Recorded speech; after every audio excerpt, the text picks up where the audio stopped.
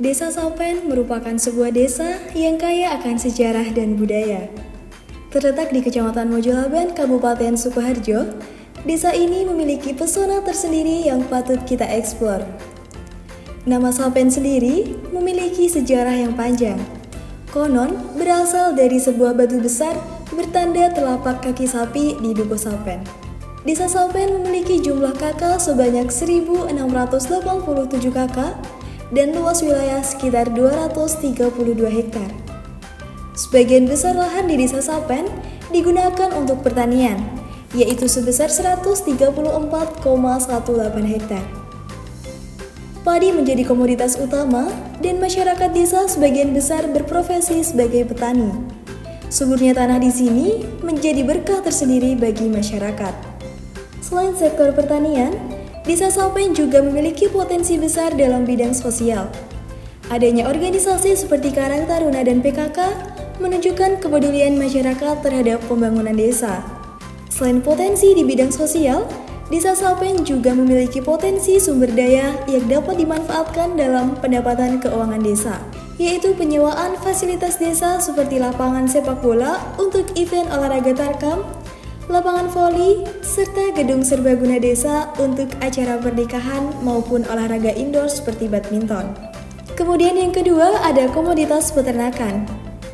Desa Sapen memiliki potensi bidang peternakan dalam bentuk peternakan komunal, di mana sistem pengelolaan ternak dilakukan secara bersama-sama oleh sekelompok orang atau masyarakat.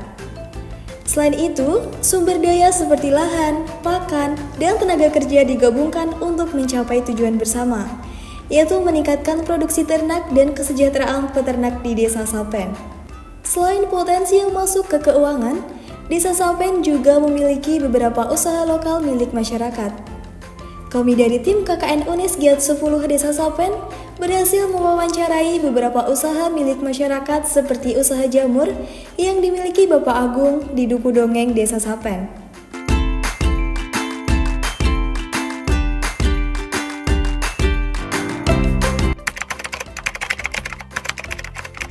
Dulu kan saya ikut orang Mbak, kebetulan di budidaya jamur.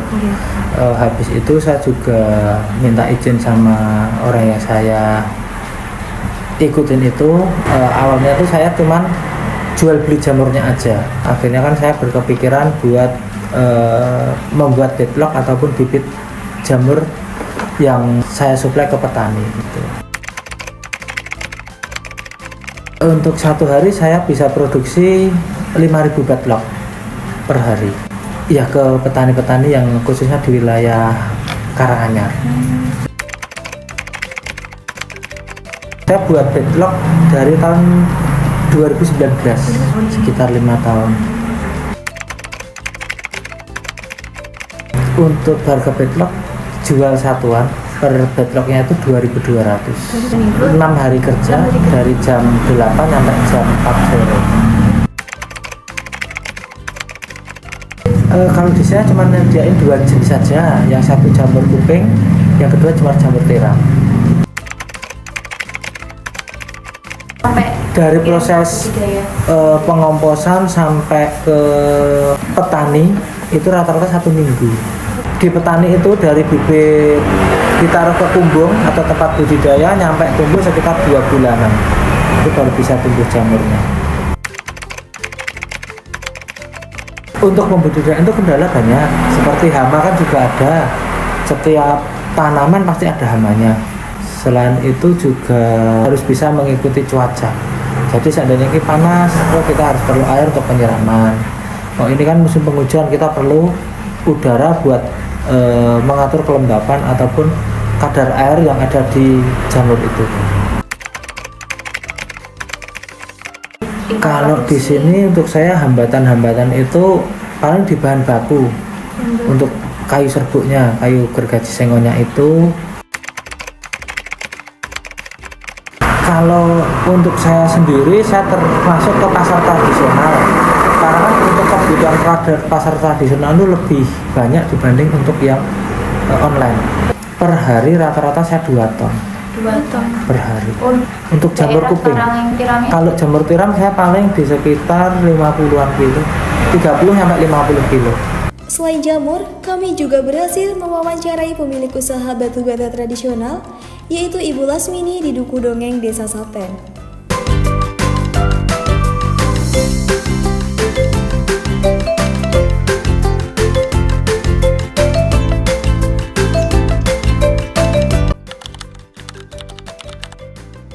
Bulas mini mas, bangun itu mas, pun 15 tahun pun enten. Mereka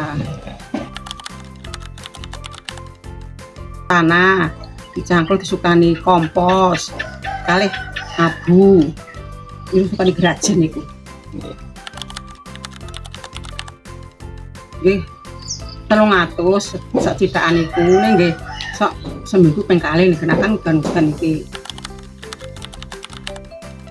Kayak enten sing mriki itu. Oh, tenang gini. Nggih. Ya insyaallah nang sabelah nggih meh 5 sasi nembe bakar. Kayu bakar 10 dino mas. Ada orang teriak Makin juga. Kudu ora pecah, malah sing pecah mboten payu. Kan jadi kasih itu tadi, kasih kompos, abu biar nggak pecah. Mungkin nek kemarun kan rada garing, jadi rada cepet iki rada sayo. 600 mas. Tergantung musim ya mas. Nek musim kemarau nggih rada murah. Nek musim hujan itu nggih rada larang. Tidak hanya jamur, kami juga telah mewawancarai usaha susu kambing milik Bapak Ego Dwi Purwono.